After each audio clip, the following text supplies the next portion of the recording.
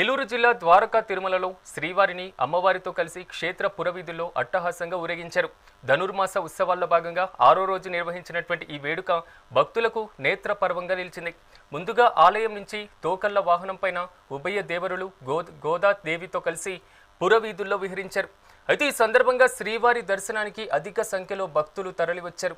అనంతరం అర్చకులు, పండితులు ధనుర్మాస మండపంలో స్వామి అమ్మవార్లకు ప్రత్యేక పూజలు నిర్వహించారు.